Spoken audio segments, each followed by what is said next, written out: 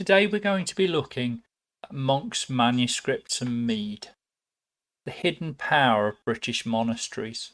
Last week we looked at Norman castles and how they shaped Britain, but the monasteries were also very important.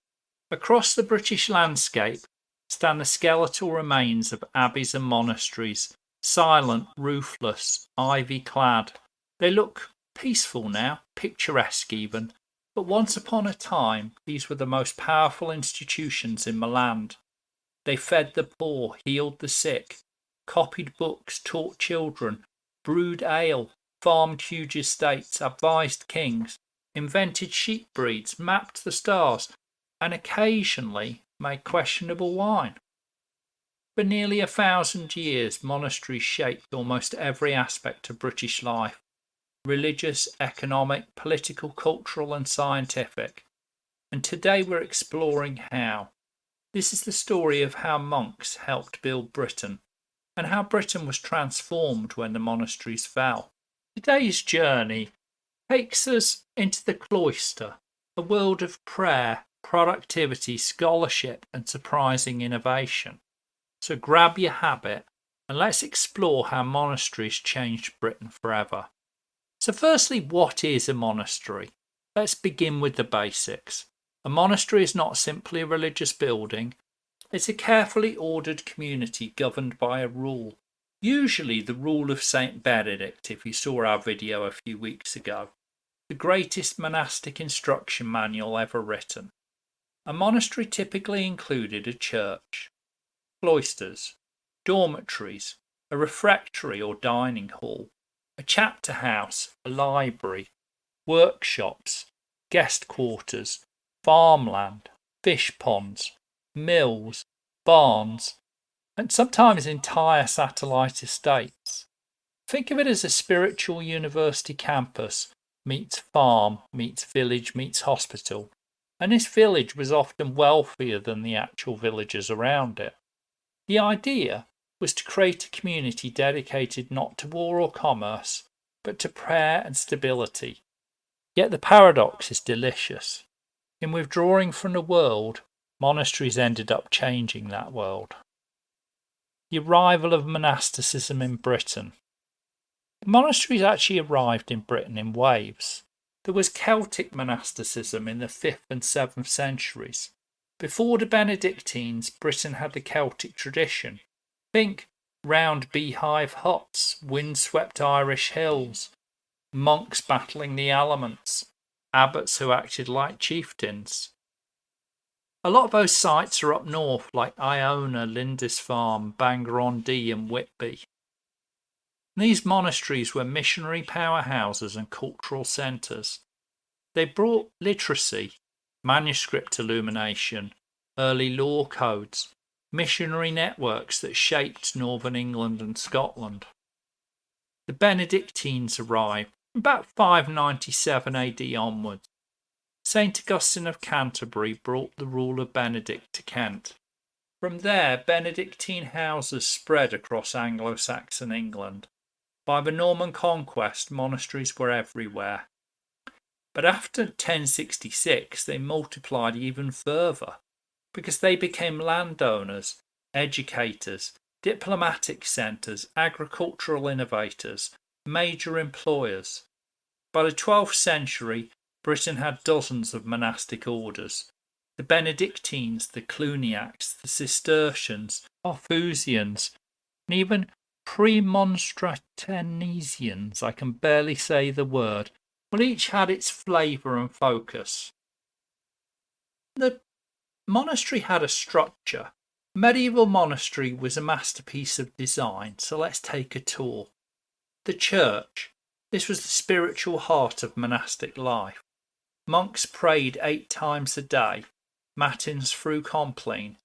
So the church had to be acoustically excellent, cold, very cold, beautifully decorated, and built on an axis to the rising sun. Then there was a cloister, a square courtyard surrounded by covered walkways. This was the monastery's command centre. Monks walked and meditated here. Novices learned here. Manuscripts were read here. Announcements were made here. It was the single most recognisable feature of monastic architecture. When we went to St Albans, we saw the signs of a long-gone cloister that told us it was really an abbey, not a cathedral. The chapter house, the daily business room, part parliament, part HR department. Here the community would confess to faults, decide policies, assign work duties, and read a chapter of the Rule of Benedict. That's where it gets its name, the chapter house. Then in the refectory, a dining hall in silence. One monk reading aloud. Others listened while trying not to stare at their soup. You see a really good example of that at Tintern Abbey. The scriptorium and library, the beating intellectual heart of the monastery. Here monks copied the Bible, classical texts, saints' lives, medical treatises, histories, poetry. Without monasteries, much of Western literature would have vanished. Then there was the infirmary, an early hospital staffed by monks with surprising medical knowledge. Monastic herb gardens supplied remedies for everything from indigestion to the plague. Some of them worked. The outer court, where the non-prayer business happened. Blacksmiths, carpenters, cooks, brewers, farmers, shepherds, stonemasons. The monastery was an economic engine. It needed a lot more than just praying priests. Monasteries were a centre of learning. Here's where things get academically juicy. They were the universities of their day. They preserved classical knowledge. While the rest of Europe was going through political turbulence, monasteries became vaults of ancient wisdom. They copied and saved works by the like of Cicero, Virgil, Aristotle, Ovid, Pliny, Augustine. Without their efforts, the Renaissance would have had little to renaissance with. And teaching literacy. Monks taught future bishops, royal advisors, noble sons, sometimes local children. Many schools, like in Canterbury and St Albans, began as monastic training centres. They recorded history. Monastic chroniclers wrote the foundational histories of Britain. The Anglo-Saxon Chronicle, Bede's Ecclesiastical History, the Chronicle of Melrose, the Annals of Ulster. All of them were written in monasteries, and without them British history before 1200 would be a big blank. Science and observation. Monks also mapped stars, measured time. You need to know when to pray, you have to be able to measure time. Developed calendars, studied herbs for the infirmary, tracked weather, experimented with farming techniques. Medieval monks were like scientists in robes, or at least some were. Monasteries as economic powerhouses. They weren't just spiritual retreats, they were massive, efficient businesses. A lot of agriculture was run from there. Monks farmed huge estates using organised labour and innovative techniques. They introduced water mills, fish pond systems, sheep breeding improvements, advanced crop rotation. The famous Cistercian wool trade helped make England rich. Brewing and food production. Monasteries brewed ale so good it could convert a Viking.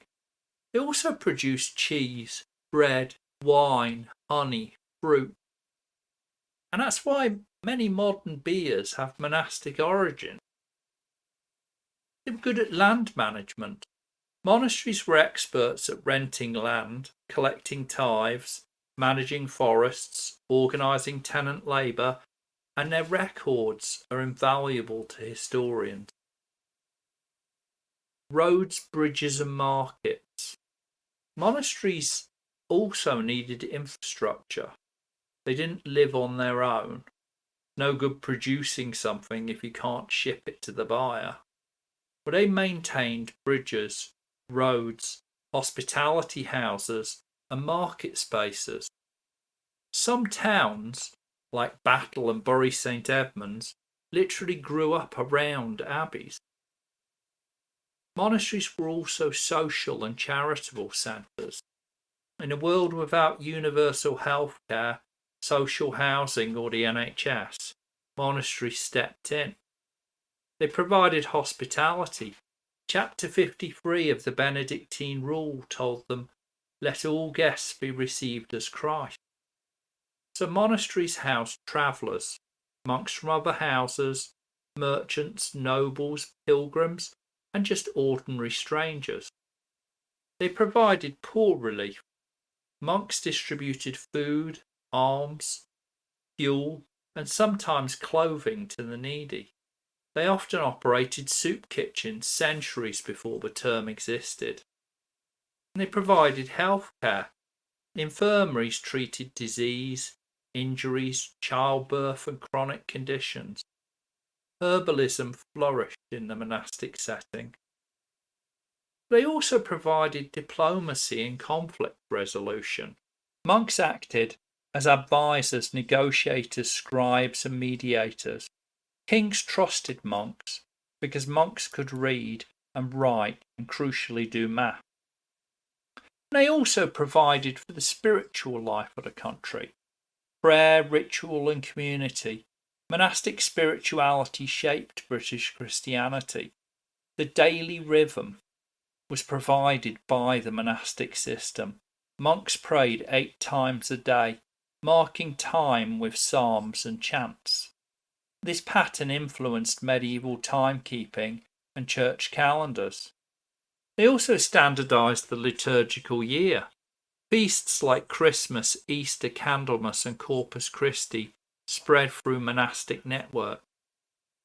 Art and architecture. Monasteries produced illuminated manuscripts, icons, religious sculpture, stained glass, towering church architecture. The great abbeys became models for medieval design. But there was a darker side. Power, wealth, and conflict. Not all was peaceful chanting and manuscript copying. They accumulated vast sums of money. Some monasteries were very rich. Abbots' feasts could rival royal banquets. They wielded substantial political influence. Monks served as royal advisors and government officials. They influenced law, policy, and succession. They helped with land disputes. Monasteries often clashed with peasants, nobles, rival abbeys, and even bishops. And there were some criticisms of the monasteries. Reformers accused some monasteries of idleness, luxury, corruption, and neglecting their spiritual duties. And these criticisms set the scene for a dramatic turning point. Dissolution of the monasteries when everything changed. We'll go into it in more detail in a future video, but between 1536 and 1540, Henry VIII dissolved nearly every monastery in England and Wales. What caused it?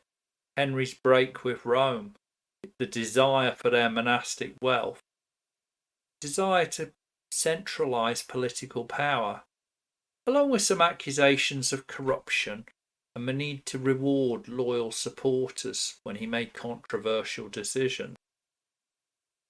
But the effect was that monastic lands were seized by the crown, libraries were scattered or destroyed, healthcare and poor relief collapsed, towns lost their economic anchors. Think of a northern town when the mill closed. And a lot of abbey churches fell out of use, became cathedrals, or even became private palaces. I've seen several examples where the church became a stable. The dissolution reshaped Britain's landscape more dramatically than almost any event since. And we'll look at this next week. But monasteries were far more than just places of prayer. They were engines of literacy, charity, law, agriculture, science, diplomacy, economic development, cultural identity. British life from the 7th to the 16th century cannot be understood without them. Their rise shaped medieval civilization. Their fall reshaped the modern world. Today their ruins stand as reminders of a society built on community, rhythm, generosity and learning. In a sense, the monasteries never truly disappeared. Their influence flowed on through British institutions, landscape and tradition. Now, if you enjoyed this deeper dive into the impact of monasteries on British life, give the video a like, subscribe to Britain Unbound and be sure to click that bell so you know when we come back with one of our Saturday histories or our Monday museum tours. And let us know in the comments which aspect of medieval history you'd like us to explore.